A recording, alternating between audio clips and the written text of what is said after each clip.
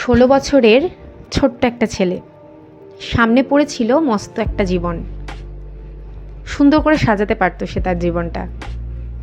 Doctor হতে পারতো, engineer হতে পারতো, কিন্তু কি এমন হলো যার জন্য তার জীবনটা থমকে দাঁড়ালো এক নিমেষে।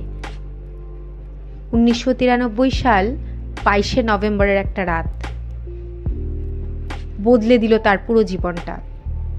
কি এমন হলো সেই রাতে? জানতে হলে শুনতে হবে গুচ্ছ গল্পকথার নতুন এপিসোড নম্বর 3।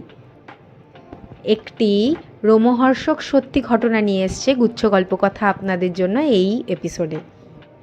গুচ্ছ গল্পকথা হলো গল্পের সম্ভার। ভিডিওর লিঙ্ক দেওয়া রইল নিচে ডেসক্রিপশানে, গিয়ে ক্লিক করে শুনে আসুন এপিসোড নম্বর 3।